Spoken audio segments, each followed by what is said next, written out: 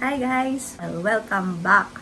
At eto, skincare tayo ngayon guys. Skincare haul.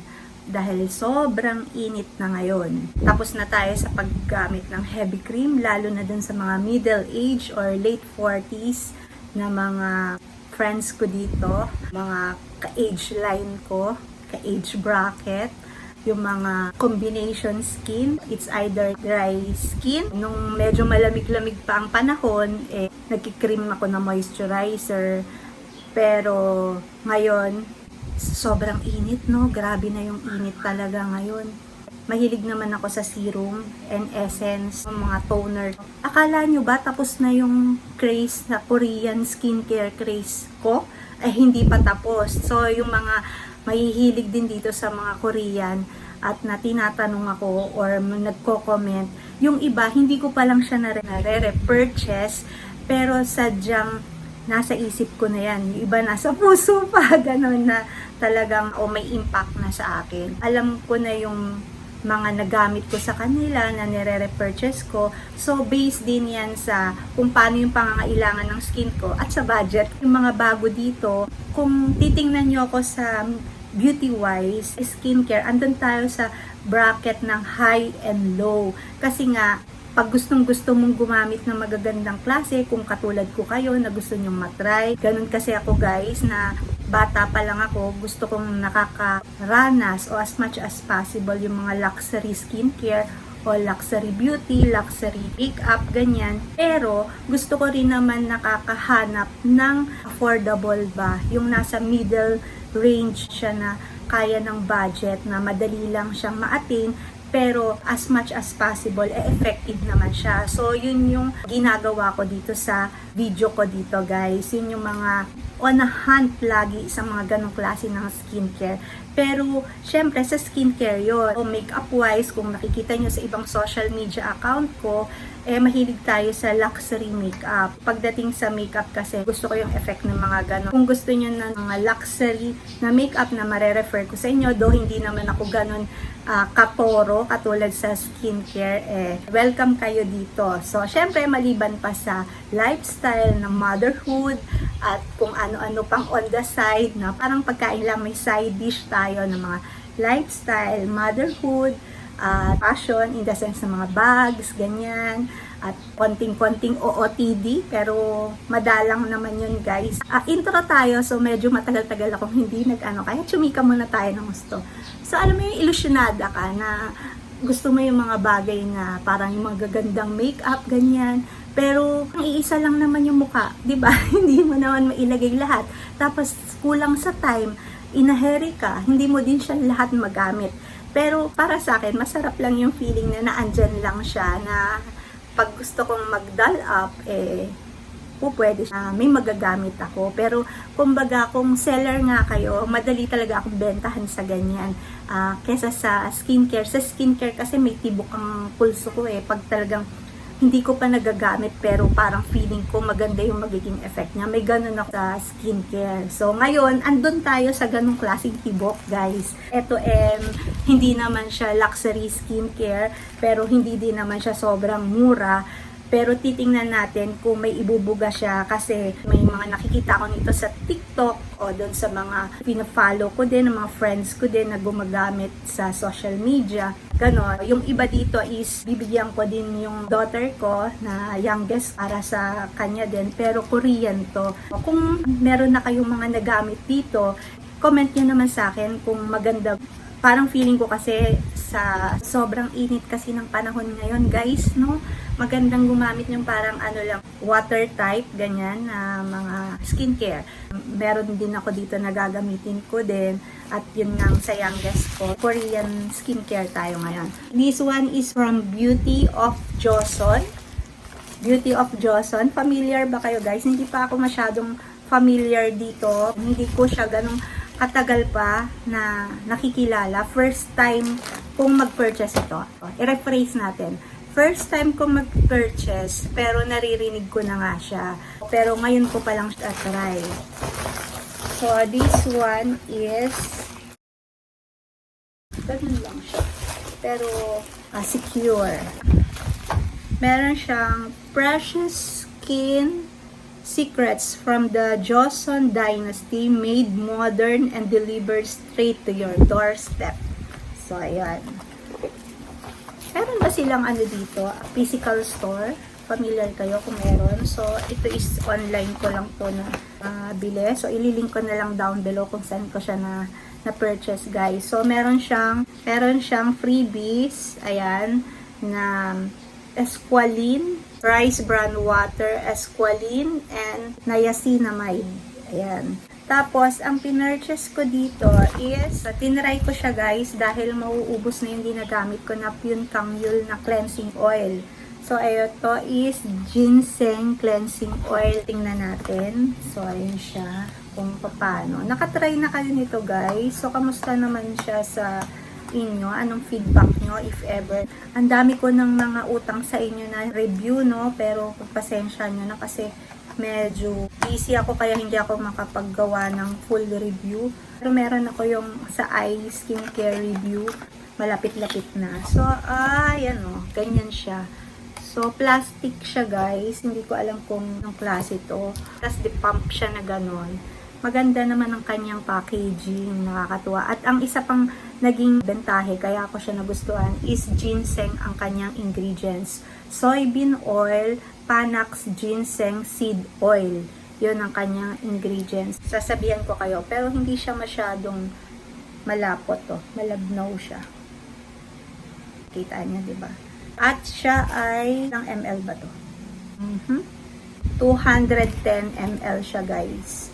At ang ganda ng packaging nila. No, parang yung mga Korean skincare, iisa sila ng mga type na halos ng packaging. Nagkakaiba lang sa kapal ng box. So, ayun. Ito naman is ginseng essence water. Yan naman yung isa. Para nakakapagpabalance din siya ng skin, no? Nababalance out niya. At least yun na nagagawa ng ginseng sa akin. Na-hydrate na at nababalance. Ito is essence water. Kung matagal na kayo dito at kung kakilala nyo ako, alam nyo na mahilig ako sa mga essence, water, toner. Yan, kung 2 beses kong ina-apply para ma-hydrate at ma-moisturize ng gusto ang skin. This one is 150 ml naman siya from Beauty of Joseon. Ginseng essence water. This one is inventory ko muna to, guys. At maganda lang nakakakuha kasi pag may mga magandang deals siya or naka-discounted. Ito naman, dito tayo. Mga nakakakilala, alam nyo na yan sa packaging. So, ito yung TikTok made me do it. Ganun no? Pero actually, yung mga trusted ko din ng mga friends sa social media world. At saka, maliban doon, dahil sa Korean skincare nga, itong dalawang to yung, alam mo yung, sa gut feeling ka lang talaga na yun ang pumasok sa'yo, kaya mo siya kinuha. Wala kang pag-aalinlangan, gano'n. Ay, ang cute naman ng nila. O, sino na nakakakilala sa inyo? O, ayan o. For sure. Yung mga meron na ditong ganyan. Pag ito, itinurn ko, alam na niya na lalo. O, ayan. Diba? This one is from Anwa Heart Leaf Soothing Toner. Itong soothing toner, papatry ko to sa aking youngest daughter. Kasi medyo blemish prone yung kanyang skin. Ipapatry ko kung maganda. Kasi yung niacinamide na pinapagamit ko sa kanya, The Ordinary at saka Pune Kangyul na calming. Yung calming kasi is naubusan. Pinapagamit ko din siya ng Pune Kangyul na toner. So, para matry niya rin naman to. So, ayan. So, marami akong papanood na reviews dito na maganda daw siya para sa mga blemish prone at saka dun sa mga sensitive na skin. So, dahil sa soothing nga din siya, papatry ko to sa kanya. This one is 250 ml siya, guys. So, ayan. And then, this one is Daily Relief Lotion. So, ito, magta-try din ako. Gumagamit din kasi ako sa Pune Kangyul ng calming moisturizer. So ngayon laging sold out kasi yung ganun nila. Pag kasi gumagamit ako ng mga chemical peel, ganyan, chemical na ingredients, usually ang type ng skincare na use ko is with calming or with ceramide kasi na napoprotect niya ang skin barrier. This one is 200 ml naman ang Heartleaf 70 na Daily Relief Lotion ng Anwa. So, yung itsura niya at first reminds me of Laneige na yung cream skin. Yun, parang ganon. Yan, ganyan. Pati yung packaging, parang ganon ang style niya. So, keep things simple daw. Mainam sa kanila, ang lalaki ng kanilang pag Korean, no? Korean skincare, malalaki yung amount na po pwede mong ma-purchase. Ay, tatry ko to lahat, guys, at sasabihan ko kayo kung ano naman ang gamit ko sa kanila, kung ano ang aking masisay. Pero, ang current naman na skincare na ginagamit ko ngayon is happy naman ako, guys. Though, eto naman ang battle ko is yung melasma ko. Ayan, nakikita nyo. Nagle-lighten talaga yan pag taglamig. Pero dahil sa lifestyle ko is gardening. So, minsan sobrang nasisihan ka na kung ano nung ginagawa mo ng pagtatanim o pag-aayos ng halaman. Nakakapag-sunblock naman ako lagi, pero syempre yung rays din kahit na naka-hot ka, ganun pa rin talaga. Kaya kumbaga hindi naman ako vain, I must say, hindi ako ganun ka-vain, guys, na nag-skincare ako tapos hindi ko nagagawa yung mga gusto ko. Kahit na halimbawa yan sobrang liwanag, okay lang sa akin yan, basta may prevention lang, ganun. Kumbaga, yun yung use sa akin ng skincare, kaya ako naglalagay. Hindi yung tipong maglalagay ka tapos parang hindi mo na din ma-enjoy yung lifestyle na ginagawa mo. Maliban doon, meron na isingit na US brand, ganun. Ito is second time ko na siyang ginagamit. CeraVe na ultralight moisturizing lotion na with sunscreen na 30, SPF 30. Pangalawang purchase ko na to, guys. So, medyo naantala kasi ngayon lang ako nakakita ng online na local na mabibilhan. Is from Amazon ako kumukuha yung first na purchase ko sa kanila. So, ito is okay siya kasi ceramide ang kanyang ingredients. So, ginagamit ko siya. Usually nga, pag sabi ko sa inyo na gumagamit ako ng retinol, morning use to as moisturizer. Kaya, maliban sa SPF 30 na siya, naglalagay pa ako ng additional na sunblock or sunscreen para to protect lang. Dahil mas marami akong activities na ginagawa sa outdoor sa morning, kaya yun. This one is 50 ml naman siya, guys. At very lightweight lang siyang gamitin, kaya gustong gusto ko. I'm so happy din na naka-purchase uli ako, naka-repurchase ako, at nakahanap ako ng mapagbibilhan ko dito na local. Lahat ng ito, guys, ililink ko down below para dun sa mga gusto din na mapag-aralan o matry. Yun lang, guys. Lahat ba to? May mga nagamit na ba kayo?